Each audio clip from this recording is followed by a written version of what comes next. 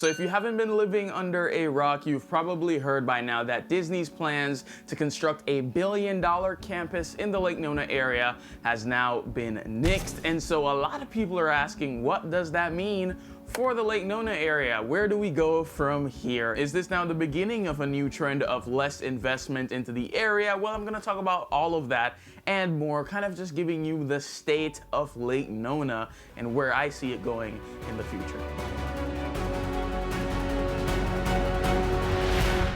So I'm actually going to talk about the drama up front so that if you really want to know about what's going on in Lake Nona, you can kind of stick towards the middle and the end of the video. But if you just came for the Disney news, let's talk about it. So in a letter to cast members, Josh D'Amaro said they're not moving forward with this move anymore, citing change in leadership and also changing business conditions as reasons for the cancellation. Now, what a lot of people online are saying, especially in this highly politicized climate, is that this is and only is Ron DeSantis's fault. If you're not familiar, Ron DeSantis is the current governor of Florida. They've been having an ongoing battle between Disney and Ron DeSantis, repealing their special district, Reedy Creek, lawsuits, so on, so forth. I think the more nuanced answer, which still includes their ongoing battle, is that Disney's not in their greatest financial position right now. When you think of the stock price, what's going on with their streaming services, job cuts. Also, you gotta keep in mind that Bob Iger, who is currently in charge, wasn't a fan of this move. This decision was made under Bob Chapek.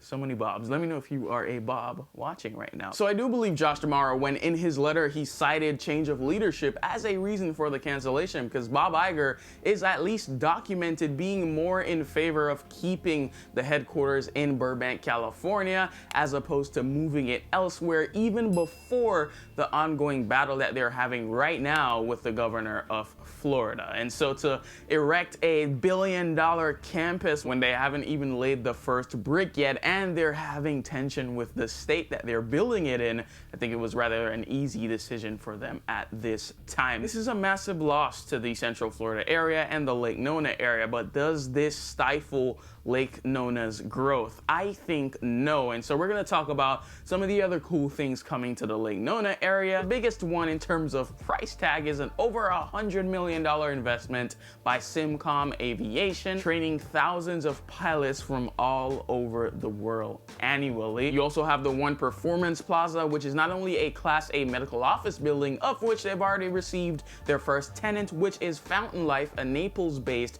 medtech firm who moved to the area, and they're collaborating with the hospitals in the Lake Nona area and using AI for like preventative medical care. Like, where else do you hear this kind of thing? But also they're gonna have 12,000 square feet of retail space right below, as you can see here. Let's start a petition to have a crisp and green go into that area. I think it'll fit Lake Nona so well, and their salads are top notch. But I've also talked about before the new Starbucks coming to the area with drive-through outdoor patio in the town center that's going to be opening up end of year. And then you also have Nami, a Japanese inspired concept, coming to the Lake Nona Wave Hotel. They're going to have modern omakase. It's going to be really high end based on what they're saying. Top chefs from all over the country are collaborating on this menu, so that's also something to look forward to, and that's opening up this summer. You also got the $2 million soccer park from Orlando City Soccer opening up in Lake Nona as well, right where the XL Soccer facility is. And even going back to the medical side, there are expansions on that front as well. You got the $70 million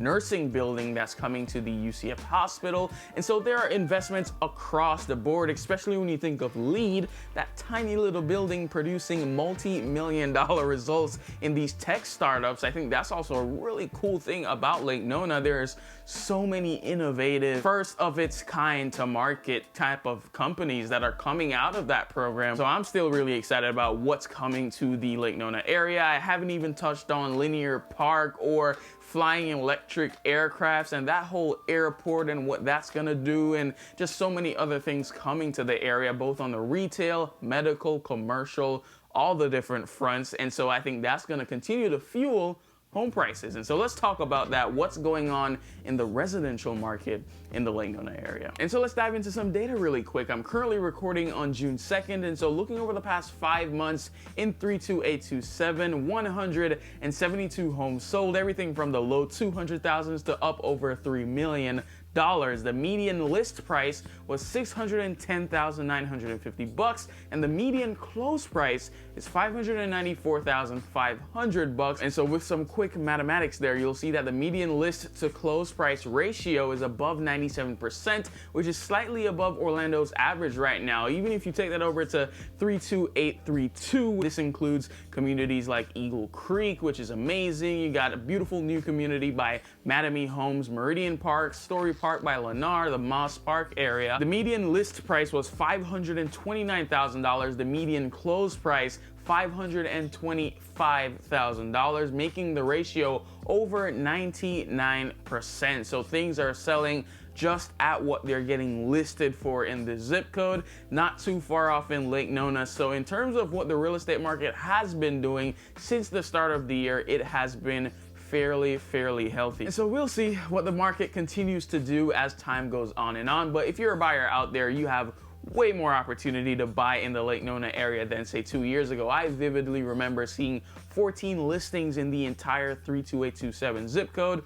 Fast forward to now, you have a good mix of resale options, a good mix of new construction, even though on that side, especially in 32827, when you look at Laurel Point by Toll Brothers, for example, they're over 50% sold. Laureate Park South, they're almost sold out. Dreamfinders has one home left, at least at the time of this recording. And so if you're not looking to buy a home in Laureate Park really soon, within the next couple of months, maybe 2-3 months, and you're looking further down towards the end of the year, you're probably going to be waiting along for the next phases that they're going to be building in Laureate Park South. And so look forward to that. I'm also looking forward to the new middle school in Laureate Park South that's going to be in that area, and also the new high school closer to Meridian Parks, which is also a really wonderful community by Mattamy Homes, which is exciting. And so Lake Nona is growing. It will continue to grow. Unfortunate that the Disney campus is no longer, but that does not stop where Lake Nona is headed, in my opinion. And so I'd love to know yours. And if you are looking to buy a home in the Lake Nona area or anywhere in Orlando,